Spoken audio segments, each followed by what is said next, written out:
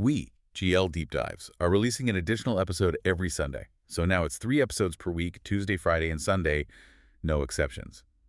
We're doing this because we've been asked for more content by the listeners, and we humbly thank everyone for the support and invite everyone to follow and subscribe. We are just getting started. Now to the episode. So, on a Tuesday morning in February of 2026, a highly decorated, retired Air Force general he walks out of his suburban home in Albuquerque. But it completely vanishes. Yeah. He leaves his phone on the kitchen counter. He leaves his prescription glasses behind. He even takes off his smartwatch. Which is a huge detail, by the way. Exactly. He takes only his hiking boots, his wallet, and a .38 caliber revolver. And then he just evaporates into the New Mexico landscape. And this is just 11 days after a legendary NASA astrophysicist is executed on his own front porch in Los Angeles. It's really a terrifying scenario, and it's currently keeping the absolute highest levels of the Pentagon awake at night. Because we have to ask, are these just isolated tragedies? Or, and this is the big question, is America suffering a silent, highly coordinated intellectual decapitation? Yeah, and it's a question that forces us to completely reevaluate, what actually constitutes national security today. We're looking at a landscape where the human brain itself has become the single point of failure. Right, because between 2022 and early 2026, there's this highly specific demographic being targeted or seemingly targeted. At least 10 to 14 top-tier American scientists, defense contractors, and logistics personnel. They've all either died under highly unusual circumstances or just vanished without a single trace. And these are not your standard academics, right? Yeah. I spent the weekend pulling the unclassified portfolios for these individuals. We're talking about people managing the absolute bleeding edge of American strategic dominance. Advanced aerospace engineering, theoretical plasma physics, nuclear weapons component logistics. It's the highest level of tech. Yeah, you are about to enter a maze where those disciplines intersect with true crime, geopolitical paranoia, and just a massive federal panic. We're going to examine the real patterns here, look at the underlying physics of what these people actually did for a living, and heavily challenge the explosive narratives emerging from Washington, the internet, and the global intelligence community. It's a lot to untangle, for sure. Okay, let's unpack this, because to understand why this is suddenly dominating the news cycle, we really have to look at the catalyst. While the timeline stretches back to 2022, February 2026 was the undeniable tipping point. Yeah, February 2026 was the moment this stopped being, just a disparate collection of local missing persons reports and municipal homicides. It transformed into a paramount national security crisis. Yeah, that transition was triggered by those 2 events we just mentioned, right? The ones that happened a mere 11 days apart. Exactly. The intelligence community does not ignore that kind of temporal proximity, not when the targets are of this caliber. So let's start with the first one. February 16, 2026. Carl Grillmeyer. He was a 67-year-old astrophysicist affiliated with Caltech. And I really want to emphasize his pedigree here for the listener. Oh, he was brilliant. He won the NASA Exceptional Scientific Achievement Medal back in 2011. Right. He was heavily involved in exoplanet research, mapping galactic structures, and working on near-Earth object defense. Specifically, the NEOWISE and NEO-Surveyor missions. Those are the orbital telescopes designed to spot potentially hazardous asteroids before they hit us. So tasked with literally protecting the planet from cosmic-level threats. Yeah, he was instrumental in processing the massive data sets those telescopes pull down. He was looking for the minute gravitational wobbles that indicate, an object hiding in the dark. And then, at 6 in the morning, on his own front porch in Los Angeles County, he is fatally shot. Now, obviously, gun violence in America is a tragic reality. It happens every day. But when I looked at the police reports for this, the circumstances immediately raised massive red flags. It definitely wasn't a random robbery. No. What's fascinating here is the suspect profile, right? And that bizarre judicial timeline leading up to the murder. Right, so 2 months prior, a 29-year-old man named Freddie Snyder was arrested right there on Grillmeyer's property, and he was carrying a loaded, unregistered rifle. Which, in California, a loaded, unregistered firearm on another person's property is a severe felony weapons violation. It carries mandatory minimums. But inexplicably, a judge dismissed that charge, quote, in the interest of justice, just 11 days before Snyder allegedly returned to Grillmare's home and executed the fatal shooting. 11 days. I mean, the sheer administrative anomaly of that is staggering. A felony gun charge against a man trespassing on a decorated NASA scientist's lawn is just waved away. It feels like a catastrophic failure of the justice system, or, if you're leaning into the espionage theory, an engineered release. Yeah, a deliberate catch and release to finish the job. But then, exactly 11 days after Grillmare is murdered, the intelligence community experiences an absolute earthquake. February 27, 2026. Major General William Neal McCaslin vanishes. And General McCaslin is really the anchor point for this entire investigation. He was not just some standard military officer pushing paper at the Pentagon. No, he was the former commander of the Air Force Research Laboratory, the AFRL, headquartered at Wright-Patterson Air Force Base. To put that in perspective, he possessed an encyclopedic, intimately classified knowledge of the United States' most advanced aerospace and directed energy programs. I read that during his tenure, he oversaw a $4.4 billion research budget. Exactly. So this is a man whose brain basically contains the blueprints for next-generation warfare. And he just walks out of his home in the Quail Run Court neighborhood of Albuquerque, sometime between 10 and 11 in the morning. And like I mentioned, he strips himself of everything trackable. No phone, no wearables. The Bernalillo County Sheriff's Office immediately issued a silver alert. They launched sweeping search operations and eventually pulled in the FBI. Yeah, they had helicopters, search dogs, grid sweeps of the surrounding desert. And nothing. A man with decades of classified knowledge just evaporated. This is where intelligence analysts deploy a protocol called retrospective integration. Retrospective integration. What exactly does that mean in this context? Well, when you have two massive anomalies happen back to back, like an assassination of a NASA scientist and the untraceable disappearance of an AFRL commander, you don't just look at the current board. Right, you have to look backward. Exactly. You sweep the historical data, looking for earlier indicators that might have been miscategorized as just, statistical noise. And I dug into those historical sweeps, and the metadata analysis they ran pulled up a deeply troubling string of unresolved cases just months prior. Yeah, December 2025 was a huge cluster. Right. Nuno Loureiro, the 47-year-old director of MIT's Plasma Science and Fusion Center, was fatally shot. That same month, Jason Thomas, a chemical biologist managing defense contracts at Novartis, went missing. And his body wasn't found until March 2026 in a Massachusetts lake. So suddenly the aperture widens. We're looking at a whole list of people connected to sensitive defense research. But, is this like looking at a constellation and seeing a hunter, or are these stars actually physically connected? That's the million-dollar question. Because temporal proximity isn't enough to prove a coordinated campaign. To figure out if they're actually connected, you have to look past the dates and examine the microscopic details of their life's work. Which takes us out of the realm of police reports and into the absolute bleeding edge of material science. Yeah, you have to map the technological overlap. And if there's a smoking gun in this entire mystery, it's the Mondaloy anomaly. This is the hyper-specific technological bridge between General McCaslin and another missing scientist. Monica Jacinto Reza, a NASA Jet Propulsion Laboratory engineer. Let's break this down, because the physics of rocket engines is notoriously unforgiving, and the historical context here is wild. To understand the strategic value of both Reza and McCaslin, you really have to understand the metallurgical bottleneck that paralyzed the American aerospace industry for decades. This goes back to the end of the Cold War, right? Exactly. Following the collapse of the Soviet Union in the 1990s, the U.S. made a highly controversial strategic decision. Rather than spending billions developing a new heavy-lift rocket engine domestically, they decided to rely on the Russian-made RD-180 engine. I remember reading about this, the Atlas V rocket, which was basically the workhorse of the American fleet launching our military satellites, our deep space probes, was literally flying on Russian hardware. Yeah, we were basically buying our ticket to space from Moscow. It was a geopolitical marriage of convenience, but it was driven by a very real engineering deficit. Because the RD-180 is a masterpiece of propulsion engineering, right? It utilizes an oxygen-rich, staged combustion cycle. It does.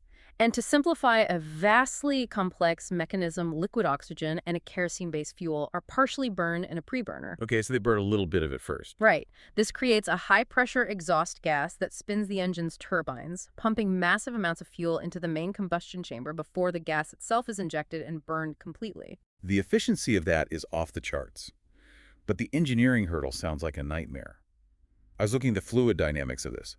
That exhaust gas driving those turbines isn't just hot air. Far from it. It is a superheated, high-pressure, oxygen-rich plasma. And in that extreme thermodynamic environment, hot oxygen ceases to be a simple gas, right? Mhm.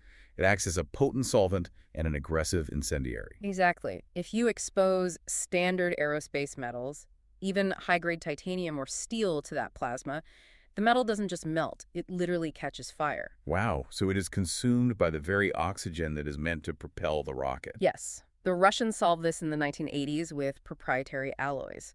But American engineers had avoided oxygen-rich cycles for decades because the metallurgical challenges were just considered too extreme. Okay, I want to use an analogy here for you listening. Imagine trying to build a fireplace out of wood. It's impossible because the material fuels the fire. That's a great way to think about it. But then, someone finally invents fireproof wood. You can suddenly build the ultimate furnace. That's essentially what Monica Reza did, isn't it? That is a brilliant way to conceptualize it, yeah. Monica Reza, working at Aerojet Rocketdyne, co-invented a material called Mondelloy 200 alongside an Australian metallurgist. And what exactly makes Mondelloy different? It's a burn-resistant, high-tensile, nickel-based superalloy. It utilizes a highly specific crystalline structure that can withstand the exact thermonuclear hellscape of an oxygen-rich preburner without oxidizing or combusting. That is incredible. And she holds 3 critical patents for this, right? Filed between 2003 and 2010. She does. And this fireproof wood, this Mondelloy alloy, it changes the entire geopolitical chessboard. It allowed the U.S. defense sector to finally construct the AR-1 rocket engine. Which was designed as a direct drop-in replacement for the Russian RD-180. Exactly. Mondelloy single-handedly insulated the Department of Defense from Russian supply chain leverage. It ensured the U.S. Space Force had uninterrupted access to orbit without, asking a foreign adversary for permission. Okay, so Monica Reza is the genius who invents the material.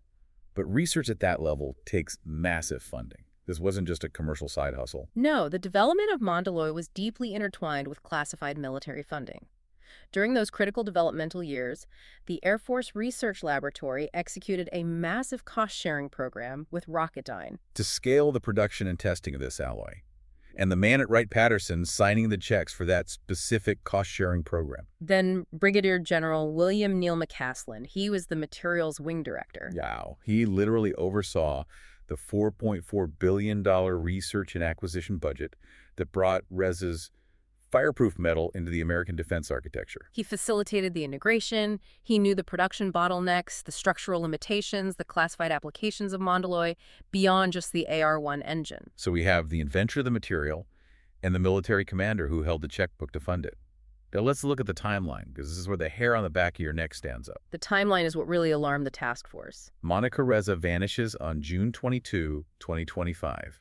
She was hiking the Mount Waterman Trail in the Angeles National Forest in California. And she was an experienced hiker, it's worth noting. Right, I pulled the topography of that trail. It's rugged, yes.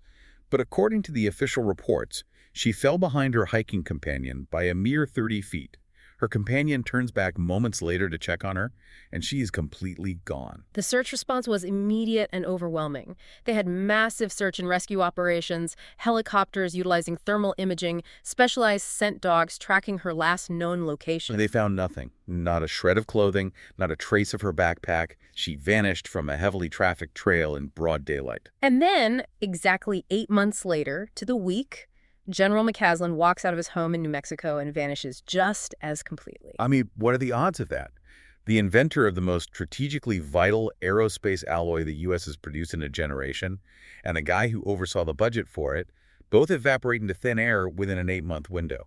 It is precisely that hyper-specific technological overlap that elevates this beyond a simple statistical anomaly in the eyes of federal investigators. Because it directly threatened foreign leverage over American space launch capabilities. Exactly. For the House Oversight Committee, this pairing of events forms the undeniable core of their inquiries. It suggests a targeted surgical strike against a specific capability. Here's where it gets really interesting, though. Because if we zoom out from the Mondelloy connection and look at all 14 cases, we see something else. The geographic distribution. Yeah.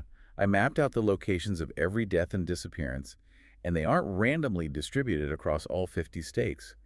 You don't see cases in Montana or Maine. Distinct geographic clusters emerge. It looks suspiciously like targeted operational zones. Spatial analysis is crucial here. If JPL and Caltech are where the theoretical physics and material science are born, the physical components actually have to be manufactured and tested somewhere. Right, the pipeline dictates the clustering. Let's follow that pipeline. The first cluster is the Southern California Aerospace Corridor. Surrounding JPL and Caltech. Yeah, this is the intellectual epicenter for planetary defense, deep space robotics, and orbital mechanics. We already discussed the disappearance of Monica Reza in the Angeles National Forest and the assassination of Carl Grillmeyer on his porch. But there are two more high-level losses within the immediate shadow of JPL. The attrition within this specific corridor has been devastating to institutional memory. I looked up Michael David Hicks. He was a 59-year-old physicist who spent 24 years at JPL. He specialized in comets and asteroid deflection. He actually worked on the DART mission. He did. The spacecraft, we literally crashed into an asteroid to change his trajectory. He died in July 2023, and his cause of death was never publicly disclosed. Which always fuels speculation. Oh, for sure. And then Frank Maywald, a 61-year-old principal researcher specializing in microwave systems and imaging spectroscopy at JPL. He died in July 2024. And notably, according to his obituary and public records, no autopsy was performed. So you have four high-level aerospace losses concentrated tightly within the JPL-Caltech corridor. And as you noted, California is characterized largely by sudden, often unexplained deaths. Yeah, bodies were left behind. But what is truly striking is how this node contrasts operationally with the second cluster.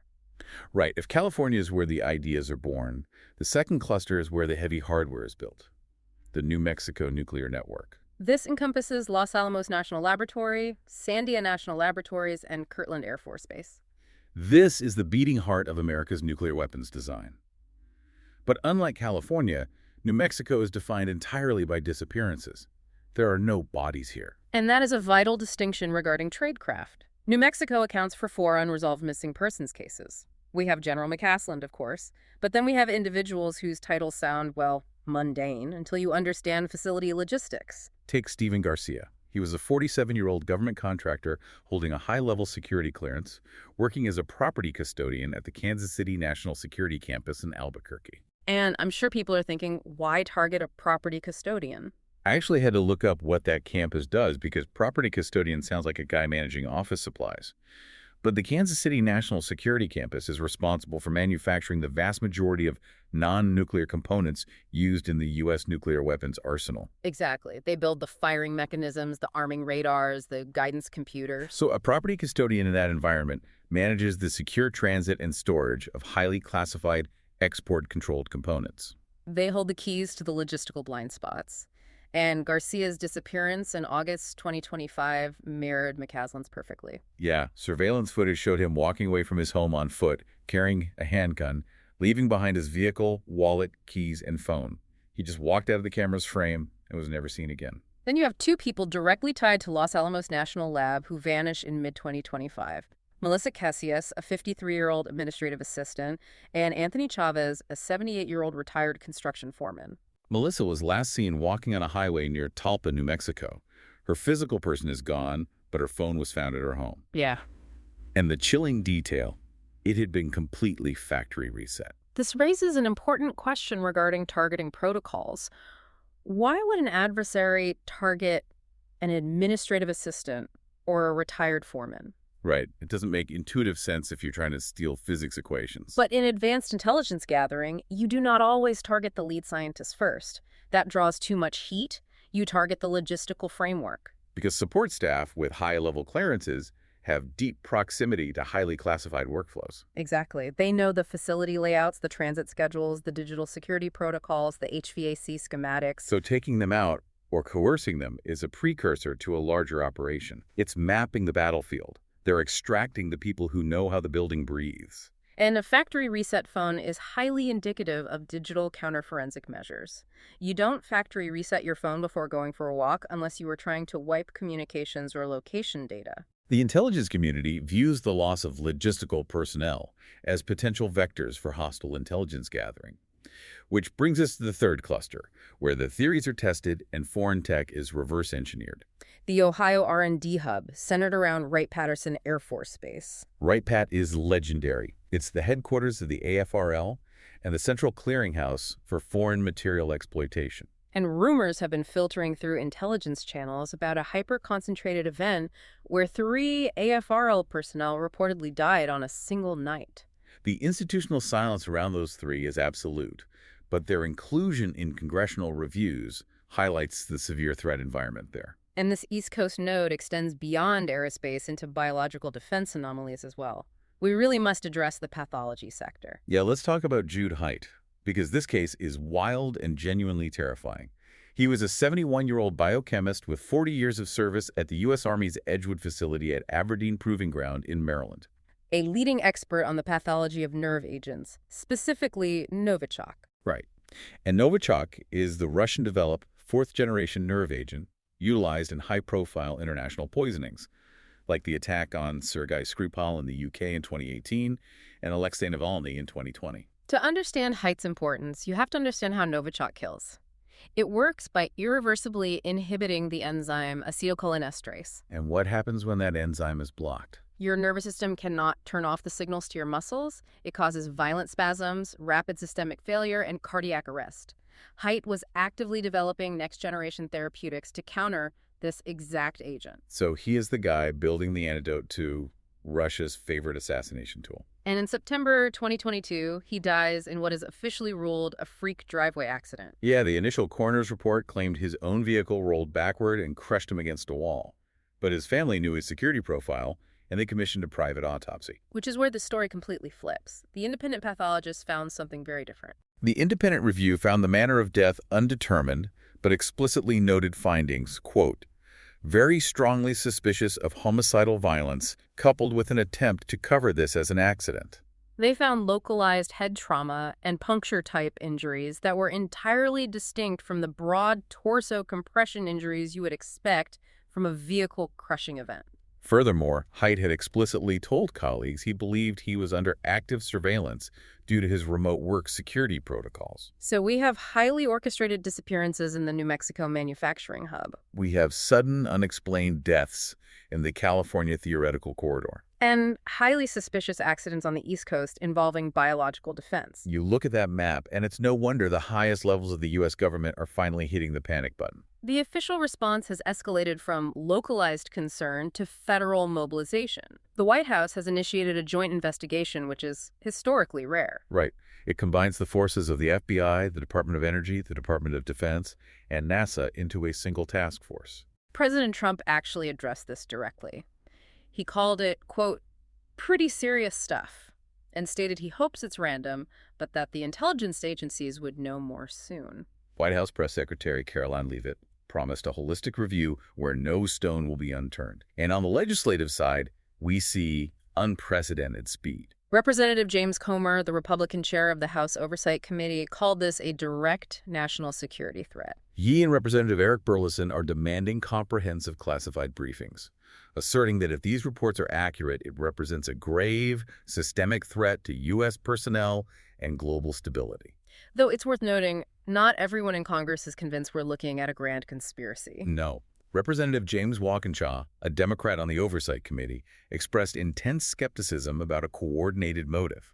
He pointed out that the U.S. defense sector employs hundreds of thousands of nuclear scientists and experts. Taking out 10 individuals, even brilliant ones, wouldn't significantly impact a program of that colossal scale. And that skepticism is a vital part of the analytical discourse. We cannot operate on assumption. But what this crisis has undeniably done, regardless of the ultimate cause, is force a paradigm shift within the Pentagon regarding how we define and implement security. Historically, defense security was strictly binary. Physical asset protection like fences, guards, and SCIFs around nuclear silos and cyber fortification firewalls and encryption around servers. Right, locking the doors and encrypting the hard drives. If the data is safe, the nation is safe. But modern geopolitical risk analysts have realized a terrifying vulnerability. In highly advanced bottleneck supply chains like hypersonics or directed energy, the true value of the system isn't the data on the server. It's the human talent capable of interpreting that data. Exactly. We are seeing a rapid shift from physical cybersecurity to what is being termed talent security. I want to spend a minute on talent security because conceptually it is fascinating, but logistically it sounds like a nightmare. How do you protect a human brain? It is incredibly complex. The Pentagon is adapting concepts like Project Sentinel. Historically, Project Sentinel frameworks were used for nuclear deterrence logistics or cybersecurity quarantine protocols. Now they're applying them to people. Right. They are discussing how to apply these frameworks to monitor and protect high-value human capital. Because, to return to your earlier analogy, protecting the CAD files for the AR-1 rocket engine means nothing if the singular human brain that understands the metallurgy of Mondaloy is left completely vulnerable to extraction while hiking in a national forest. So what does that look like in practice? Are they geofencing scientists? Doing biometric monitoring? There are massive privacy implications if the government starts treating a civilian researcher's brain as a classified, restricted asset. You can't just tell a Caltech astrophysicist they aren't allowed to sit on their own front porch anymore. Right. That is the exact friction point between civil liberties and national security. They are exploring enhanced threat vector monitoring, predictive behavioral analytics to see if a scientist is being coerced. And rapid response protocols for personnel outside of secure facilities. It acknowledges that in deep tech, the bottleneck isn't raw materials like titanium or silicon anymore. It's the highly specialized human intellect capable of bridging the gap between theoretical physics and practical engineering. If Washington views these brains as the ultimate strategic bottleneck, the obvious question is, who stands to benefit from removing them? Which leads us to the first major theory trying to explain all of this: foreign intelligence and the shadow war. To understand this theory, we have to examine modern military doctrine, specifically concepts rooted in the Gerasimov doctrine from Russia and broader Chinese unrestricted warfare strategies. We're talking about gray zone asymmetric warfare, meaning conflict that falls just below the threshold of an actual declaration of war. It's aggressive, it's destructive, but it doesn't trigger NATO's Article 5. Exactly. It's about non-kinetic disruption and reflexive control. The philosophy is simple. If you want to paralyze an adversary's next-generation weapon systems, you don't need to fly a bomber over their manufacturing facility. That invites nuclear retaliation. You simply eliminate, coerce, or continuously disrupt the handful of irreplaceable minds managing the project. It is intellectual decapitation. It's like a high-stakes game of chess, but instead of taking the pieces off the board, you're taking out the opponent's frontal lobe. Bomb the missile factory, you just eliminate the 5 people on Earth who know how to make the missile's engine. That's the theory. But wait, hold on. Let me push back on that. Logistically, how feasible is that? Pulling off a dozen untraceable assassinations or extractions on U.S. soil without leaving a digital footprint? Without triggering a massive FBI counter-response? It seems like a Hollywood script, not real-world tradecraft. The logistical complexity is immense, which is why state actors utilize proxies, engineered accidents, and psychological coercion. But what gives this theory immense undeniable weight is the global paradigm. The United States is not the only country losing its top-tier scientists. Exactly. If we connect this to the bigger picture, we see a perfectly mirroring trend. The People's Republic of China has suffered the loss of at least 9 high-level scientists operating in highly sensitive fields like military AI, hypersonic weapons, and space defense within the exact same time frame. I was absolutely floored when I read about the parallel Chinese deaths. Let's talk about Colonel Feng Yang, because his case is a massive data point. Colonel Feng was only 38 years old. He died in a highly irregular, severe traffic accident in Beijing in July 2023. And the timing was critical, right? Yes. He was reportedly en route to execute a major mission. He was a foundational architect of the People's Liberation Army's military AI infrastructure. Specifically, he developed the War Skull 1 and War Skull 2 platforms. War Skull. That sounds like something out of a cyberpunk novel. How do those platforms actually work? They are the bleeding edge of China's intelligentized warfare doctrine. Modern warfare isn't just about moving tanks anymore. It involves satellite telemetry, cyber attacks, logistics, weather patterns, and supply chain disruptions. And human commanders cannot process all those variables simultaneously. The War Skull AI systems ingest all that data and run millions of Monte Carlo simulations per second to draft operational plans. So they conduct risk assessments and provide tactical options based on incomplete battlefield data. Crucially, Feng was utilizing these platforms to wargame highly complex multi-domain joint operation scenarios for a potential invasion of Taiwan. So he was the guy building the brain that would orchestrate a Pacific War, and he dies in a random car crash in Beijing. The Chinese state interred him as a military martyr at the elite Babaoshan Revolutionary Cemetery.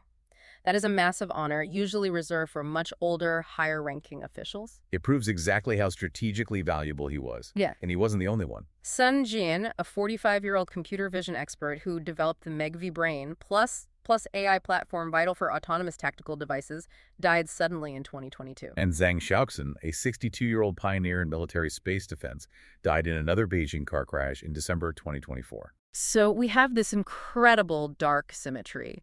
U.S. rocket and plasma experts vanishing, Chinese AI and space defense experts dying in crashes. It points to what analysts call the parity trap, a covert tit-for-tat gray zone exchange between superpowers. Or potentially a third party, maybe a rogue state trying to maintain parity by kneecapping both Washington and Beijing simultaneously. If true, it represents a profound, terrifying evolution in modern conflict. The kinetic targeting of the scientific cognitive layer becoming the primary mechanism of strategic deterrence. We are no longer targeting the weapons, we are targeting the minds that conceive them. While foreign espionage makes terrifyingly logical sense, if you look at social media or certain corners of the internet right now, they have grabbed onto a much more sci-fi explanation. We have to address the elephant in the room, the UFO subculture, and the internal deep state civil war theories. It is impossible to analyze this phenomenon without acknowledging the massive cultural traction the second theory has gained. This narrative links the disappearances directly to unidentified anomalous phenomena, or UAPs. Exotic anti-gravity research and the silencing of secret government whistleblowers.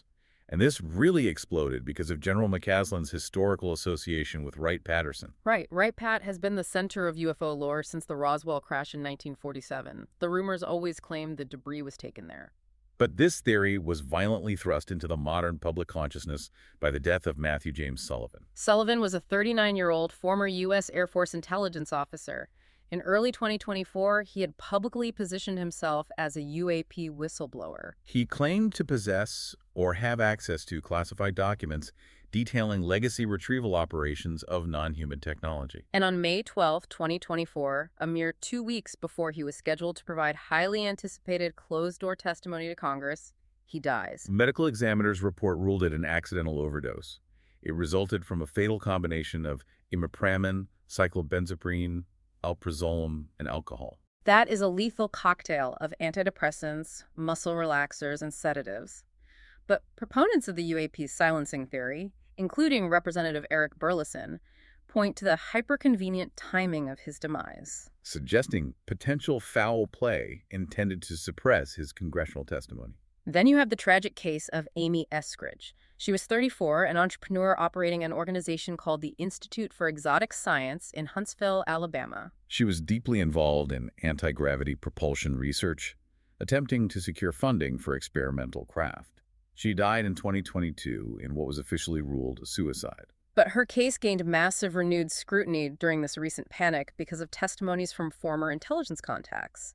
They claimed Eskridge had explicitly warned them she was under surveillance and in physical danger due to her research. According to a text message shared publicly by a former British intelligence officer, she wrote, quote, "If you see any report that I killed myself, I most definitely did not." That is chilling to read. And the international media is picking up on this too. The Tehran Times, of all places, published an article discussing what they call the three-body problem theory. It's the idea that there is a surgical culling of humans capable of cracking UAP physics, orchestrated by an internal shadow government to prevent a technological singularity that would upend the global economic order. But we must ground this speculation in objective reality and primary sources. And the absolute best, most definitive debunker of this UFO narrative comes from General McCaslin's own family. His wife, Susan McCaslin Wilkerson, actively and publicly disputed these theories online. She pointed out the obvious timeline flaw. Her husband had retired nearly 13 years prior to his disappearance. He was not actively managing exotic tech. I read her posts, and she was wonderfully dry about it, too. She stated he had no special knowledge of extraterrestrial bodies hidden at Wright-Pat. She literally wrote, quote, "No sightings of a mothership hovering above the Sandia Mountains have been reported." Her perspective is vital because it cuts through the sensationalism. Local law enforcement, including the Bernalillo County Sheriff's Office, has explicitly stated there is zero empirical evidence, zero physical trace, to support UAP-related interventions in these missing persons cases. So what does this all mean? Is the UFO narrative just a natural evolution of internet paranoia where people connect dots that aren't there? Or, and I found this concept fascinating when you mentioned it earlier, could it be intentional reflexive control? Right. A deliberate smokescreen designed by foreign agents to make the FBI chase aliens instead of chasing Russian or Chinese spies. That is a brilliant application of the theory. Embedding a targeted terrestrial assassination within a broader, noisy narrative of UFO whistleblowers is a masterclass in information warfare. It forces the American investigative apparatus to spend thousands of man-hours and millions of dollars debunking a sprawling sci-fi conspiracy, rather than focusing on a precise, state-sponsored espionage operation. But before we assume it's Russian spies or an internal deep state silencing UFO researchers, we have to challenge the premise entirely. What if there is no pattern at all? What if this entire deep dive, this entire congressional panic, is based on a phantom? And that introduces the third framework championed by skeptics, sociologists, and traditional data scientists. It's the math of coincidence. Specifically, it relies on psychological and statistical concepts like base rate neglect, apophenia, and statistical noise. Dr. Stephen Novella, a clinical neurologist and prominent skeptic, provided a fascinating epidemiological breakdown of this exact phenomenon. Let's run the math on this, because when I looked at the numbers, it really reframed the whole picture. It takes the emotion out of it. Okay, let's look at the baseline data. There are roughly 2 million active scientific researchers in the United States across all disciplines. If we use the baseline mortality rates for the general population factoring in age demographics, over a 4-year period, roughly 73,000 scientists will naturally pass away. They will die from cardiovascular disease, traffic accidents, tragic suicides, or standard violent crime. 73,000. That's a massive pool of data. Now let's narrow it down to the specific institutions we've been discussing. NASA, JPL, and Los Alamos National Laboratory have a combined workforce of roughly 22,500 employees. Statistically, using standard actuarial mortality rates, you would expect around 164 deaths among their ranks over any given 4-year period. Wait, 164. So if you are a conspiracy theorist looking for a dozen dead or missing scientists over 4 years, you aren't looking for a needle in a haystack. You're looking at a tiny fraction of the baseline average. Finding 11 or 14 cases isn't an anomaly. It's practically guaranteed by the law of large numbers. Exactly. This is the definition of base rate neglect. People focus intensely on the specific events, the 14 tragedies, without considering the massive background rate at which these events occur normally. And when we deconstruct the specific mysteries on this list, examining the actual police reports rather than the internet summaries, the grand conspiracy starts to unravel into mundane, deeply human tragedies. Let's look at Nuno Loureiro at MIT. We mentioned earlier he was a plasma physicist and was murdered. In the context of a list, it sounds like a hit, right? Taking out fusion energy experts. But I read the court documents. He wasn't targeted by a foreign hit squad to stop a plasma reactor. He was shot by a former classmate holding a personal grudge, Claudio Valente, during a broader, chaotic mass shooting event that spilled over from Brown University. It was a tragedy of American gun violence, not international espionage. Or take Carl Grollmer at Caltech. He wasn't assassinated to suppress his exoplanet research. He was shot by a known suspect, Freddie Snyder.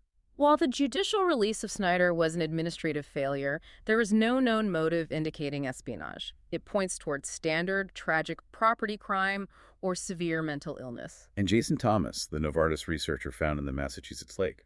He wasn't silenced over defense contracts. Medical and family records documented that he was suffering profound, debilitating grief over the recent back-to-back deaths of both of his parents. His death strongly indicates a tragic drowning or suicide.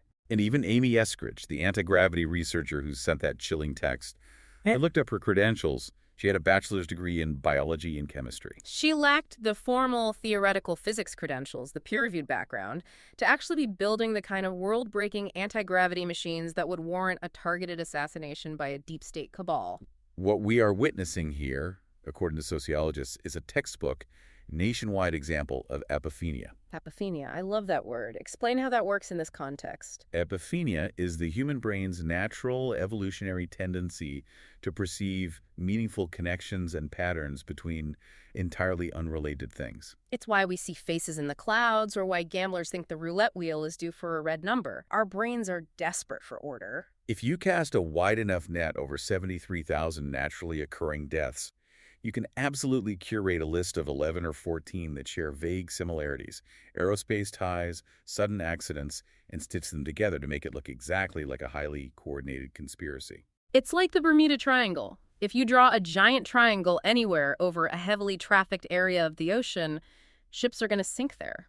It doesn't mean the triangle is cursed by Atlantis. It means boats sink sometimes, and you arbitrarily drew a line around them. So I have to ask you, the listener, directly. Are you connecting these dots because they inherently form a picture, or because you desperately want them to form a picture? Because a conspiracy is somehow more comforting than random, chaotic tragedy. It is a very uncomfortable question, but an essential one for critical thinking. Dr. Jen Golbeck, a researcher of conspiracy theories, notes that by taking a vast demographic sample and selectively curating only the tragic anomalies, you artificially construct a sinister narrative out of standard statistical noise. Grouping a plasma physicist murdered by a mass shooter, an administrative assistant who walked away from her life in New Mexico, and a biochemist crushed by his own vehicle in Maryland into a singular plot is narrative forced fitting. It ignores the unique realities of each case to serve a broader fiction. But, and this is the massive bit that keeps the FBI task force operational and keeps Congress demanding briefings, even if 9 or 10 of the 14 cases are purely statistical noise, you still have the Mondaloy anomaly. You still have Monica Reza and General McCasland vanishing 8 months apart. You still have the parallel Chinese AI architect deaths. You can't just wave away the disappearance of the AFRL commander who held the keys to directed energy weapons. Which is precisely why the White House and the FBI cannot simply dismiss this as mass epiphania. The geopolitical stakes are simply too high. If even one of these disappearances is a successful intellectual decapitation or extraction by a foreign adversary, it represents a critical, catastrophic breach of national security. They have to investigate the forest even if most of the trees are just trees. So to summarize the two realities you have to weigh right now, either the United States is currently suffering a highly sophisticated, asymmetrical gray zone attack on its ultimate strategic resource, human intellect, an intellectual decapitation campaign perfectly mirroring the shadow wars of the Cold War. Or we are witnessing the profound vulnerability of the modern mind to informational chaos. We are seeing a world where random, statistically normal tragedies are immediately weaponized by algorithms and social media into viral anxiety. Forcing our federal agencies to spend millions chasing ghosts generated by our own pattern-seeking brains. Yeah. Gaining knowledge isn't just about accepting the most thrilling cinematic answers. It's about asking the right questions and demanding the mechanisms behind the headlines. The next time you see a viral trend claiming a dark pattern, remember the base rate. Remember how many millions of people go to work every day and how many tragically don't come home for completely ordinary, heartbreaking reasons. But also remember that sometimes the fireproof wood goes missing, and so does the person who bought it. Is this coincidence, or are we looking at something we're not meant to understand yet?